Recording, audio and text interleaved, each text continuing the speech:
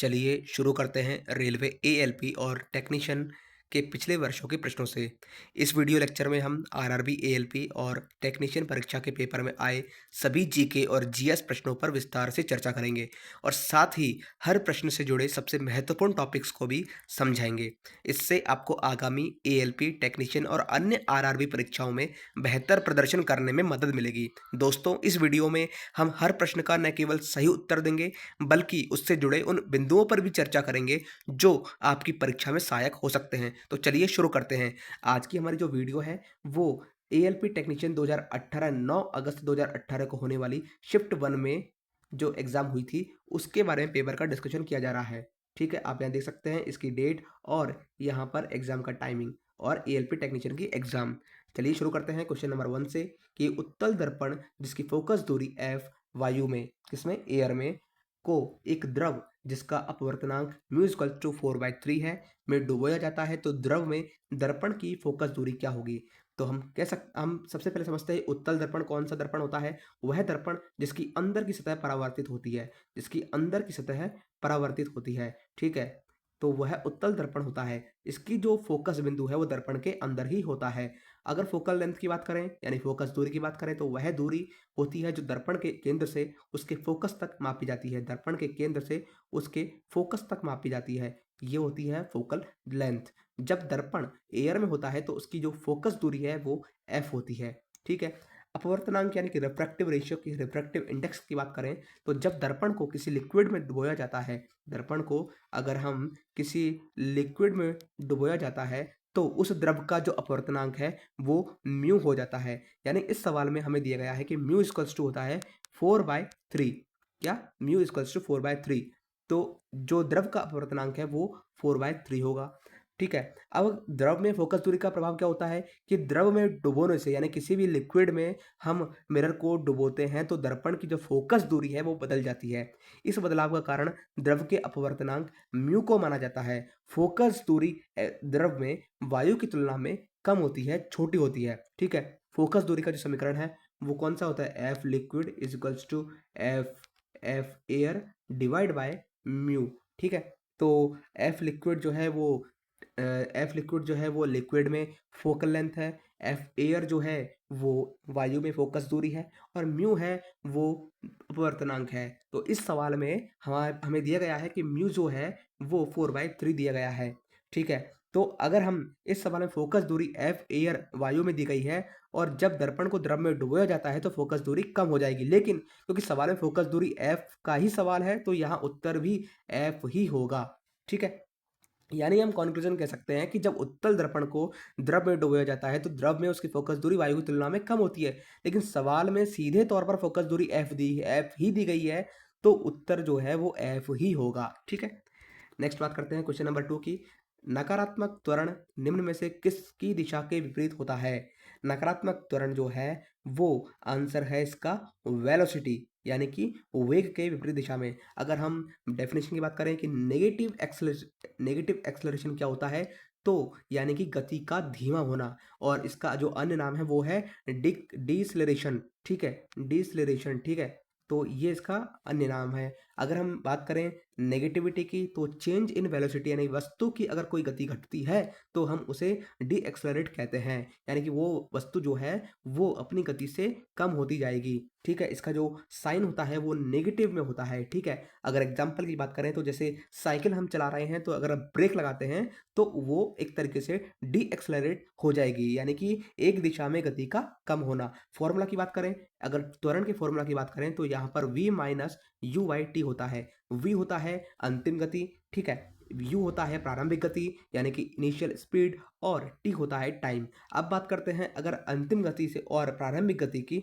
तो हम अंतिम गति को हम यहाँ पर जीरो करना चाह रहे हैं। ठीक है, और प्रारंभिक गति जो है वो है ही, तो इसलिए हम कह सकते हैं माइनस यू बाई टी, यानी कि जो है वो अगर नेगेटिविटी आ जाती है किसमें, एक्सेलरेशन में, तो यहाँ पर हम कह सकते हैं कि जो वेग है वो उसके विपरीत दिशा में काम कर रहा है। जिस तरफ मूवमेंट हो रहा है उसके विपरीत दिशा में वो है नकारात्मक त्वरण का कॉन्सेप्ट काम कर रहा है। ठीक है, नेक्स्ट बात करते हैं क्वेश्चन नंबर 3 की। निम्न में से किस रिएक्शन द्वारा उच्च प्रतिक्रिया वाले धातुओं का निष्कर्षण होता है? Which of the following reactions is used to extract highly reactive metals?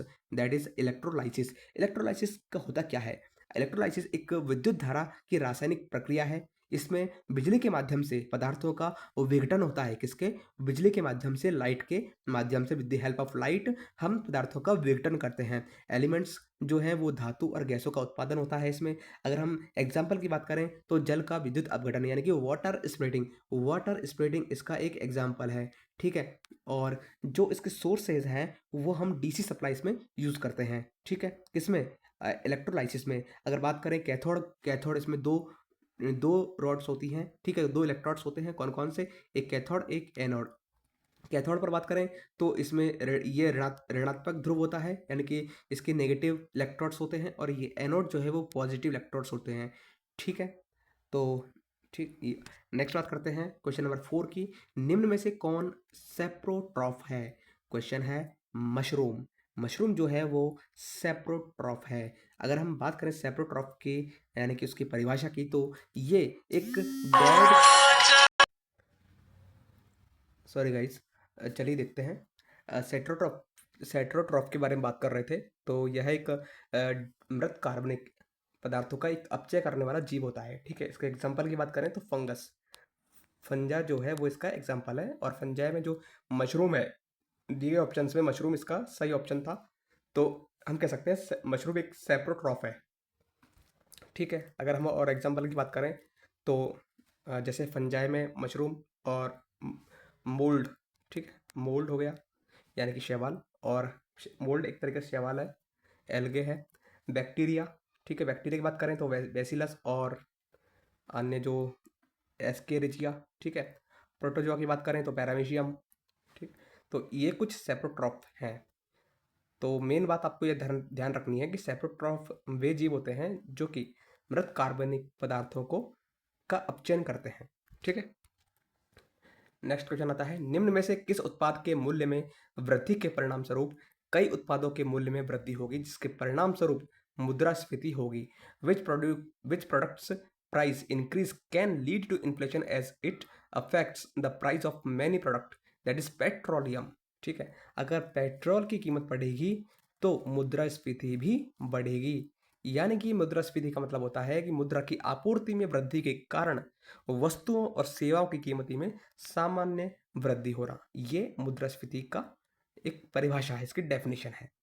ठीक है, मुद्रास्फीति मानी इन्फ्लेशन।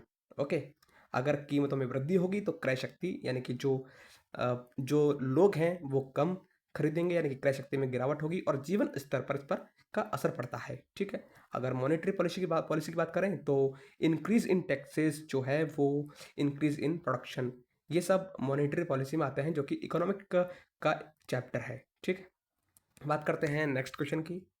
न्यूलैंड के अष्टक सिद्धांत वर्गीकरण में अंतिम तत्व कौन सा है? ये है थोरियम।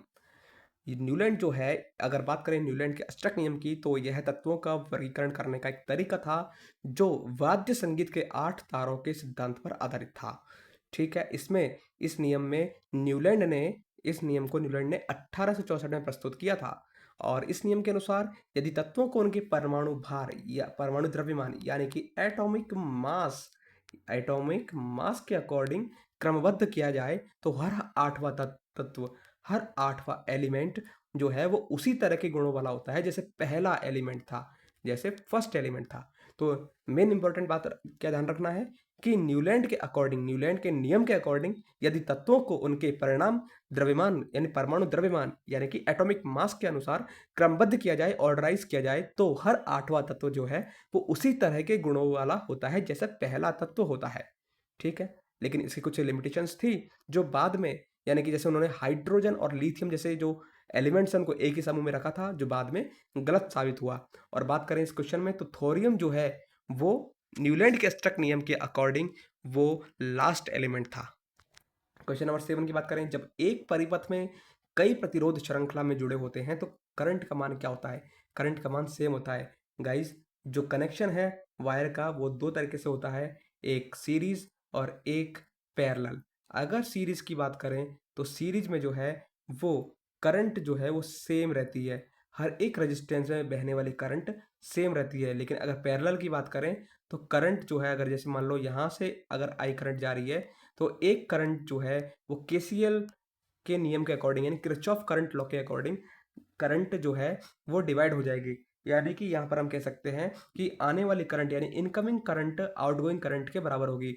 तो आई जो है वो I1 और I2 में डिवाइड हो जाएगी। किसमें? अगर हम पैरेलल कनेक्शन की बात करें, क्वेश्चन में दिया गया है कि जो कनेक्शन है वो सीरीज में है। किसमें है? कनेक्शन जो है वो सीरीज में है। तो सीरीज में जो है वो करंट सेम रहता है, पैरेलल में वोल्टेज सेम रहता है। पैरेलल में वोल्टेज यानी कि विभव जो है वो सेम रहता है। अगर इस रेजिस्टेंस का जो वोल्टेज होगा, यानी कि हम कह सकते हैं अगर इस रेजिस्टेंस का जो वोल्टेज होगा अगर V होगा तो इस रेजिस्टेंस पर भी वोल्टेज V होगा। ठीक है, लेकिन करंट जो है वो डिफरेंट होगी दोनों में। ठीक है, इसमें भी करंट डिफरेंट होगी और इसमें भी करंट डिफरेंट होगी। तो ये था इस क्वेश्चन का कॉन्सेप्ट। क्वेश्चन नंबर 8 की बात करते हैं। उस धातु का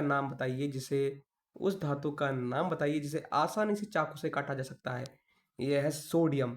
सोडियम की बात करें तो सोडियम जो है वो सोडियम का केमिकल सिंबल Na होता है और इसके जो एटॉमिक नंबर है वो 11 होता है। सोडियम का परमाणु द्रव्यमान 22 के करीब 22.99 होता है, जिसे हम 23 भी कह सकते हैं।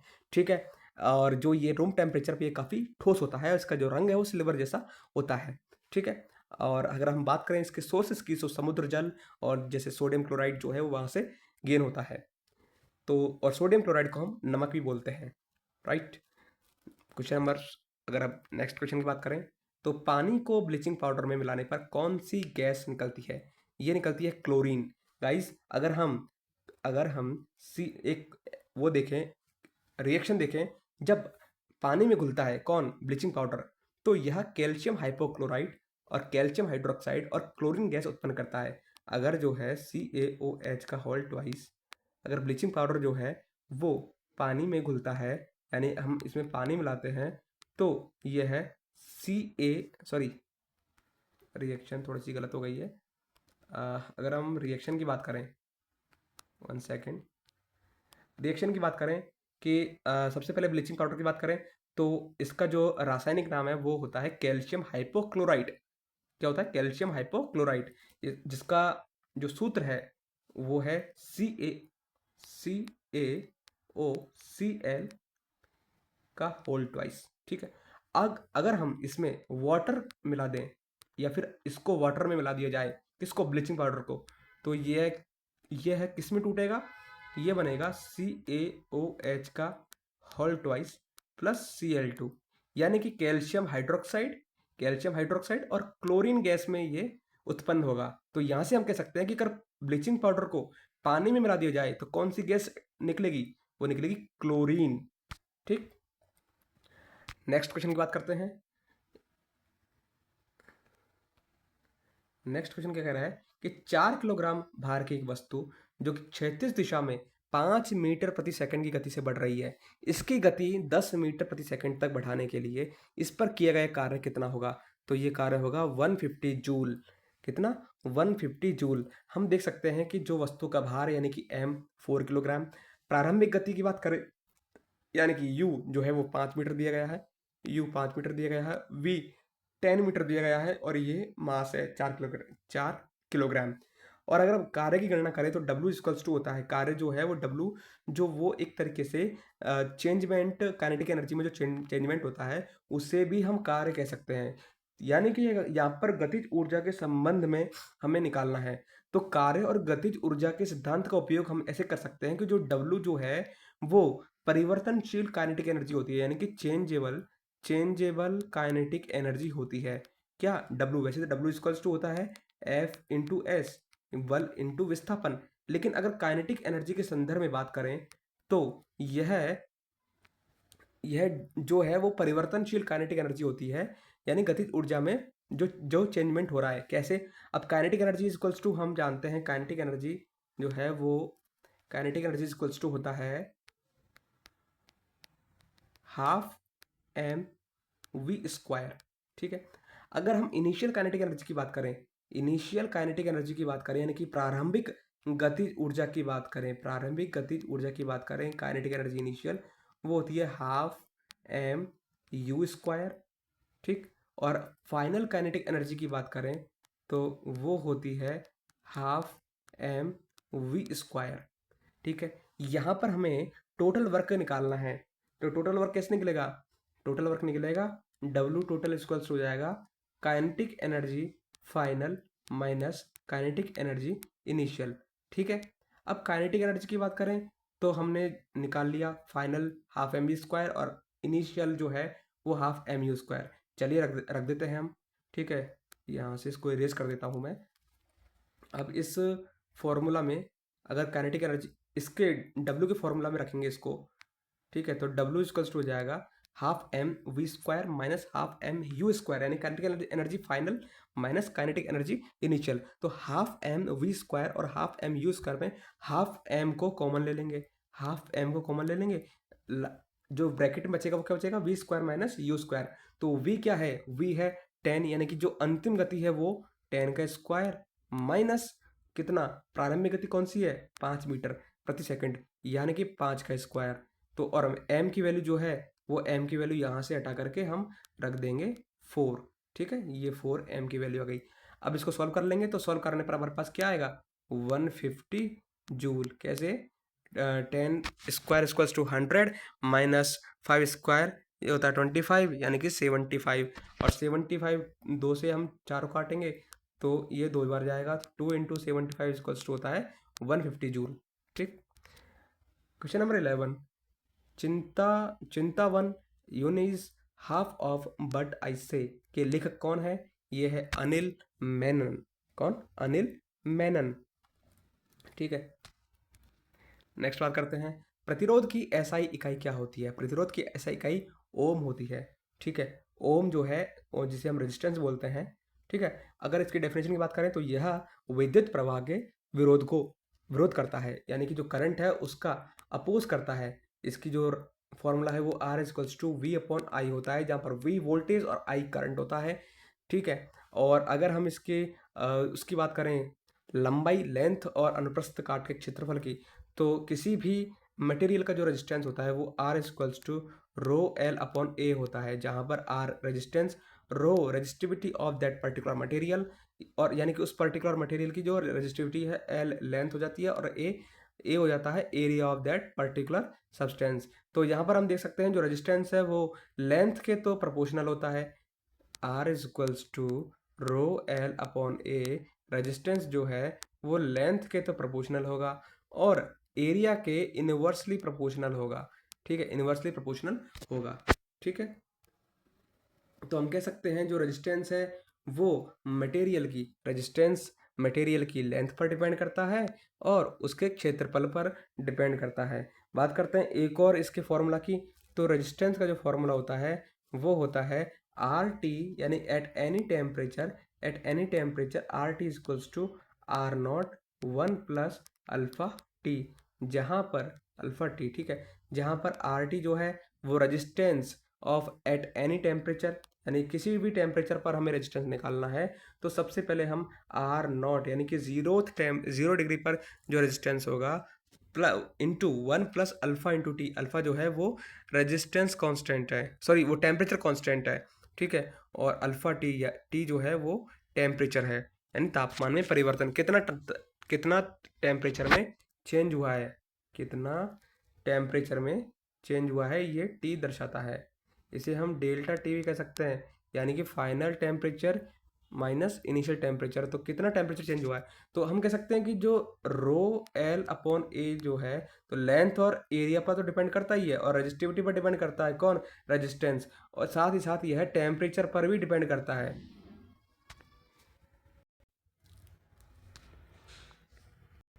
यहाँ अगर बात करें टेम्परेचर की, तो टेम्परेचर बढ़ने पर क्या होता है कि जो एटम अधिक कंपन करते हैं, जिससे कि इलेक्ट्रॉन की गति में बाधा उत्पन्न होती है और रेजिस्टेंस जो है वो बढ़ता है, ठीक है।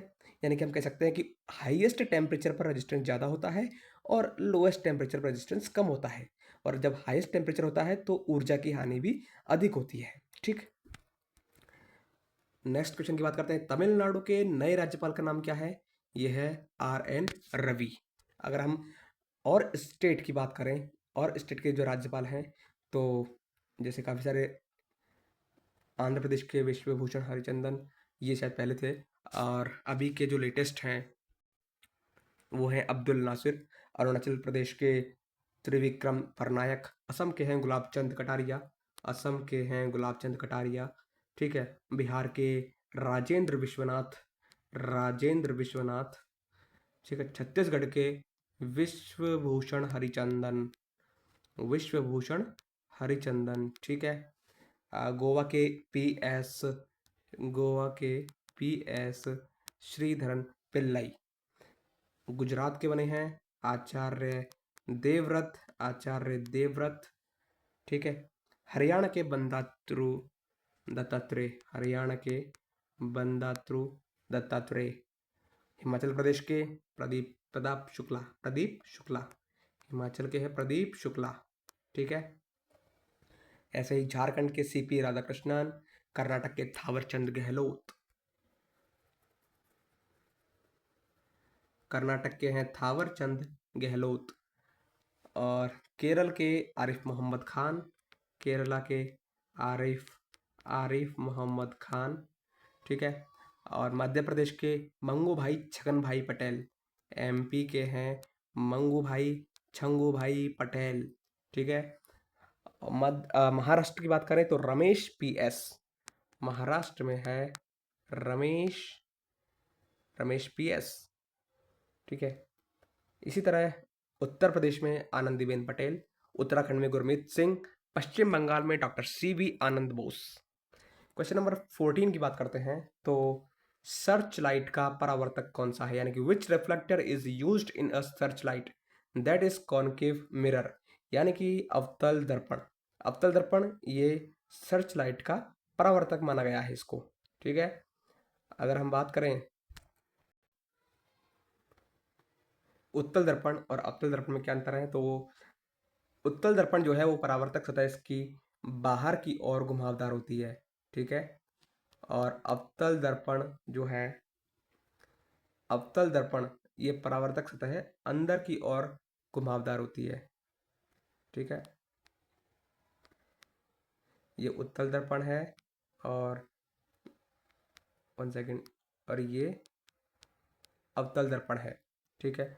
उत्तल दर्पण में जो प्रतिबिंब है वो छोटा, वर्चुअल और सीधा होता है। इसमें जो प्रतिबिंब है, अगर कोई व्यक्ति यहाँ खड़ा है तो वो छोटा दिखाई देगा इसमें, ठीक है। और वर्चुअल होगा, आभासी होगा, यानी कि उसकी जो वास्तविक स्थिति है वो बिल्कुल उससे विपरीत होगी, उससे छोटी होगी, और सीधा होगा। अवतल दर्पण की बात करें तो इसमें जो प्रतिबिंब है, इसमें जो प्रतिबिंब है, अगर कोई व्यक्ति यहाँ खड़ा है तो उसका जो प्रतिबिंब है वो बड़ा बनेगा और वास्तविक और उल्टा बनेगा। समतल दर्पण की बात करें तो यह परावर्तक सतह समतल होती है और केवल दर्पण की तरह भांति कार्य करती है, और इसकी जो छवि बनती है, इसकी जो प्रतिबिंब बनता है वो वास्तविक आकार का होता है, सीधा और वर्चुअल होता है, ठीक है। चलिए नेक्स्ट बात करते हैं क्वेश्चन नंबर 15 की। वे पौधे जिनमें पौधे के विभिन्न भाग उपस्थित नहीं होते हैं किस समूह में आते हैं? ये आते हैं थैलोफाइटा। किसमें? थैलोफाइटा में, ठीक है। अगर हम पौधों के संघ यानी कि प्लांट किंगडम की बात करें तो यह फोटोसिंथेसिस द्वारा अपना खाना बनाते हैं, और इनमें सेल वॉल और क्लोरोप्लास्ट होते हैं। सेल वॉल होती है, सेल वॉल होती है, और क्लोरोप्लास्ट होते हैं, ठीक है। और इनके वर्गीकरण की बात करें तो थैलोफाइटा, ब्रायोफाइटा, टेरिडोफाइटा और टेरिडोफाइटा और सीड प्लांट, ठीक है। ये इनके कुछ वर्गीकरण हैं। और बात करते हैं उदाहरण की, जैसे कि थैलोफाइटा में जो एग्जाम्पल आते हैं वो इस कैटेगरी के पौधों को एल्गे के रूप में जाना जाता है। किसके रूप में? ग्रीन एल्गे के रूप, वो सॉरी, शैवाल के रूप में जाना जाता है, जिनमें ब्लू ग्रीन एल्गे हो गया। ब्लू ग्रीन एल्गे को हम साइनोबैक्टीरिया भी बोलते हैं। क्या बोलते हैं? ब्लू ग्रीन एल्गे को हम साइनोबैक्टीरिया भी बोलते हैं। जिसका जो, अगर थैलोफाइटा की एग्जाम्पल की बात करें तो स्पायरोगायरा, स्पायरोगायरा, ठीक है। एक होता है उल्टोथ्रिक्स, अल्टोथ्रिक्स, ठीक है, अल्टोथ्रिक्स, एक उल्वा और चारा। ये चार जो है वो मेन इंपॉर्टेंट इससे एग्जाम्पल होते हैं कौन के, थैलोफाइटा के। बात ऐसे कर सकते हैं, थैलोफाइटा जो है वो बिल्कुल एकदम खाली होता है, थैलो होता है, इसमें किसी प्रकार के कोई स्पष्ट विभाजित अंग नहीं होते, यानी कि इनके पास किसी प्रकार का कोई डिफ्रेंशिएटेड बॉडी पार्ट नहीं होता है। यानी कि एकदम थैला जो है वो बिल्कुल खाली है। और थैला अगर खाली है तो इसमें कौन बैठा है, स्पायरो बैठी है, यानी कि चिड़िया बैठी है, गोरैया बैठी है। और वो गोरैया जो है वो अल्टो, यानी कि उस थैले को हमने अल्टो में रख दिया, यानी अल्टो, जो अल्टोथ्रेक्स जो है, ठीक है। और उल्वा, और उल्वा को हम ऐसे याद कर लेंगे, और चारा, उस अल्टो में चारा भरा हुआ है, ठीक है। तो इस तरह हम थैलोफाइटा के जो एग्जाम्पल हैं उसको याद कर लेते हैं। कैसे, चार एग्जाम्पल है मोस्ट मोस्ट, कौन कौन से, एक तो स्पायरो गायरा, स्पायरो गायरा यानी खाली थैले में। थैलोफाइटा कौन से होते हैं, जिनके पास स्पष्ट विभाजित अंग नहीं होते हैं, यानी कि don't have differentiated body parts. और थैलोफाइटा एकदम हम कह सकते हैं थैला एकदम खाली है। और इसमें स्पायरो गायरा यानी कि स्पैरो बैठी हुई है। और दूसरा एग्जांपल आता है अल्टोथ्रिक्स, अल्टोथ्रिक्स यानी कि जो थैला है वो अल्टो में रखा हुआ है, ठीक है। और चारा लेकर जा रहा है, क्या लेकर जा रहा है, चारा लेकर जा रहा है। कौन, अल्टो जो है चारा लेकर जा रहा है, जिसमें खाली थैला रखा हुआ है भरने के लिए, खाली थैले को चारा से भरने के लिए लेकर जा रहा है। और एक और एग्जांपल है उल्वा, इसको आपको याद करना है। नेक्स्ट क्वेश्चन की बात करते हैं, nodes of Ranveer microscopic gaps कहाँ पाए जाते हैं। ये पाए जाते हैं माइलिनेटेड एक्सॉन्स में, ठीक है। ये होते क्या हैं, इनकी बात कर लेते हैं, ठीक है।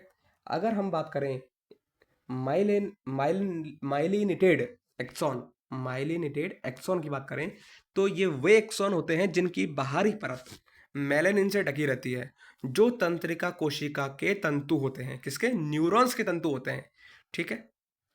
नेक्स्ट क्वेश्चन की बात करते हैं, question number 17, Pir Panjal railway सुरंग कहाँ स्थित है। ये है जम्मू कश्मीर में। जम्मू कश्मीर की बात करें तो इसकी जो राजधानी है वो श्रीनगर, श्रीनगर, और जो कि ग्रीष्मकालीन यानी कि समर में, समर में इसकी राजधानी श्रीनगर होती है, और विंटर में इसकी राजधानी हो जाती है जम्मू, ठीक है। और इसकी जो राज्य की भाषा है इसमें उर्दू, कश्मीरी, हिंदी, डोगरी, पंजाबी ये सब बोली जाती है, ठीक है। अनुच्छेद 370 और 35A जो कि हटा दिए गए हैं, ये कश्मीर से रिलेटेड थे, ठीक है, सॉरी। अब प्रमुख इसकी नदियों की बात करें तो इसमें झेलम, चिनाब, रावी, ये सब इनकी प्रमुख नदियां हैं, ठीक है। अगर पर्यटन की बात करें, मुख्य पर्यटन स्थल की, तो श्रीनगर, जिसमें डल लेक, मुगल गार्डन्स, ये श्रीनगर में है। और गुलमर्ग, जिस जो कि स्कीइंग के लिए फेमस है। पहलगाम, सोनमर्ग, ये सब पर्यटन स्थल हैं, ठीक है। बात करते हैं नेक्स्ट क्वेश्चन की, क्वेश्चन नंबर 18, एक परमाणु में न्यूट्रॉन की संख्या किसके बराबर होती है।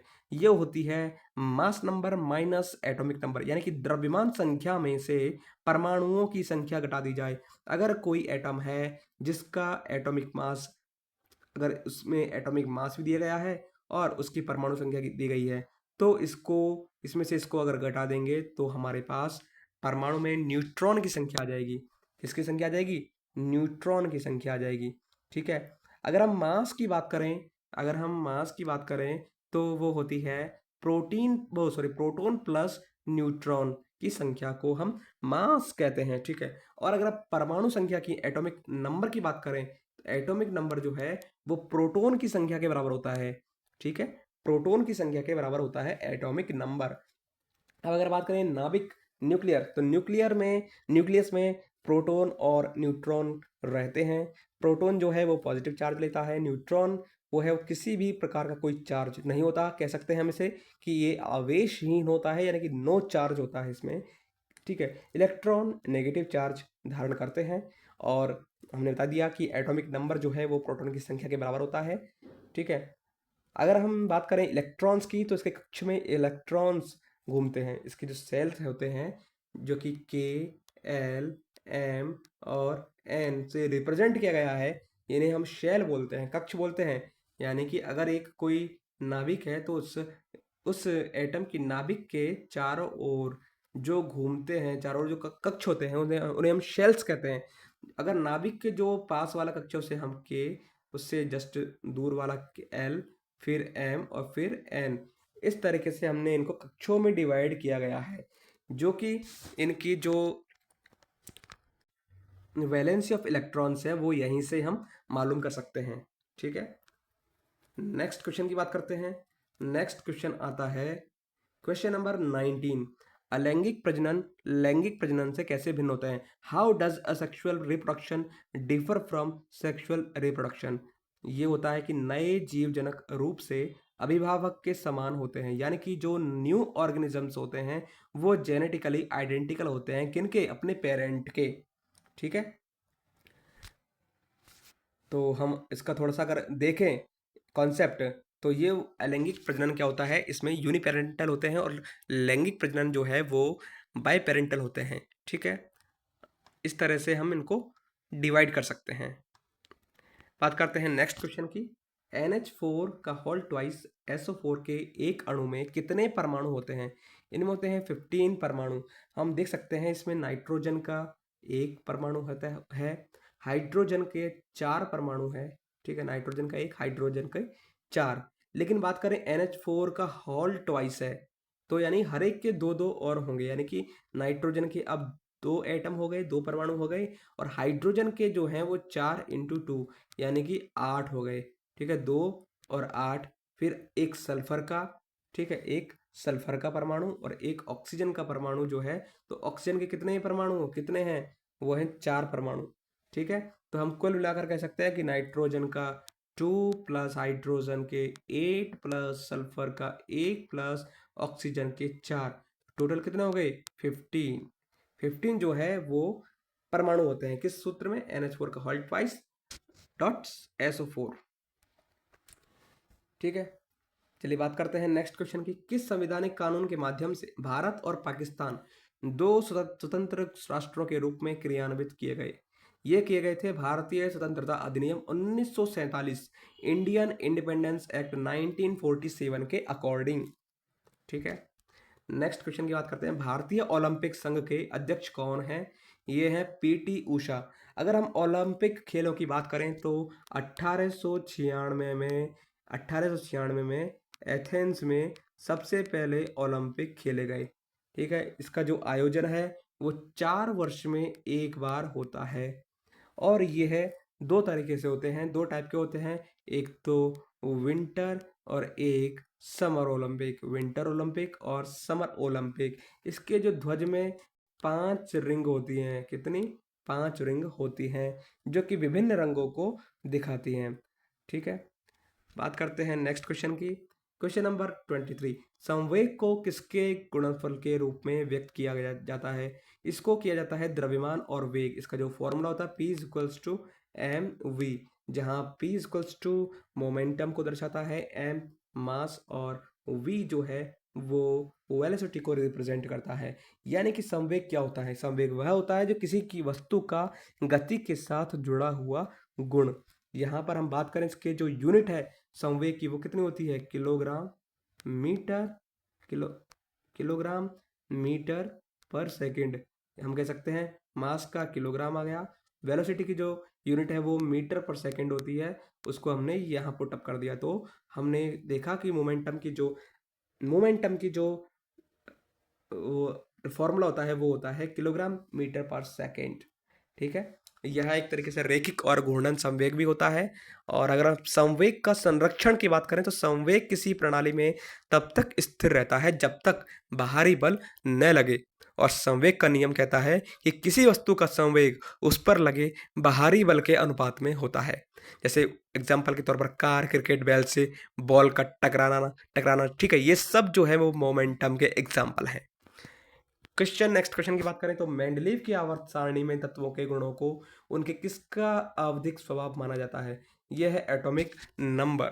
ठीक है, अगर हम इसके कॉन्सेप्ट की बात करें तो मेंडलीव इन्होंने 1869 में द्विमित्री मेंडलीव जो है, मतलब इनका जो पूरा नाम है दिमित्री मेंडलीव, तो इनका जो आधार है वो एटॉमिक मास के आधार पर दिया गया था। ठीक है, क्वेश्चन नंबर 24। निम्न में से कौन सा अम्ल लाल चींटियों में उपस्थित होता है? ये होता है फॉर्मिक एसिड। फॉर्मिक एसिड हमको ऐसे याद कर सकते हैं कि फार्म पर जो है वो चींटियाँ होती है, ठीक है। तो हम इसको इसे रिलेट कर सकते हैं। लाल चींटियों में कौन सा होता है? लाल चींटी में होता है फॉर्मिक एसिड।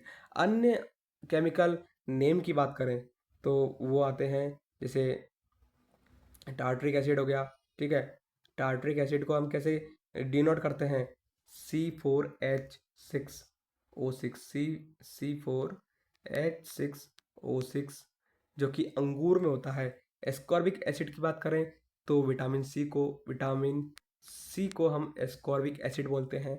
बेंजोइक एसिड जो कि हल्दी और लौंग जिसका सोर्स है, ये एक संरक्षक के रूप में कार्य करता है। इसका जो बेंजोइक अम्ल का जो रासायनिक सूत्र है वो है C6H5COOH, ठीक है। सैलिसिलेट एसिड ये होता है C7H6O3। फॉर्मिक एसिड हमने बता ही दिया। फॉर्मिक एसिड का जो अगर रासायनिक सूत्र की देखा जाए तो ये होता है HCOOH। ये फॉर्मिक एसिड का रासायनिक सूत्र है, ये जो कि चींटियों में मिलता है, ठीक है। क्वेश्चन नंबर नेक्स्ट बात करते हैं। Question number 26, Kolkata night Riders के मालिक कौन है? ये हैं शाहरुख खान। अगर हम डिफरेंट IPL टीम्स की बात करें तो मुंबई इंडियंस की Mukesh Ambani, Chennai super Kings limited यानी कि N श्रीनिवास, ठीक है। रॉयल चैलेंजर्स बेंगलोर की है बेंगलोर की जो है वो है यूनाइटेड स्पिरिट्स, यानी कि विजय माल्या की थी पहले। कोलकाता नाइट राइडर्स की शाहरुख खान, ठीक है। शाहरुख खान जो है इसके लीडर हैं, मालिक हैं, ओके। और दिल्ली कैपिटल्स की बात करें तो GMR ग्रुप, दिल्ली कैपिटल की बात करें तो GMR group and GSW group, ठीक है। और Rajasthan royal, Raj Kundra emerging media. Gujarat Titans की बात करें तो गुजरात टाइटंस जो है वो CVC कैपिटल इसकी ओनर है। और सनराइजर हैदराबाद की बात करें तो यह सन टीवी नेटवर्क, ठीक है। नेक्स्ट बात करते हैं, एक किलोवाट आवर किसके इक्वल होता है? तो 1 किलो का मतलब होता है 1000, ठीक है। और वाट और आवर, ठीक है। और अगर हम आवर को भी अगर सेकंड में तोड़ते हैं तो ये होता है 3600। कितना? 3600 सेकंड। हम कह सकते हैं कि 1 किलोवाट में 3.6 इंटू 6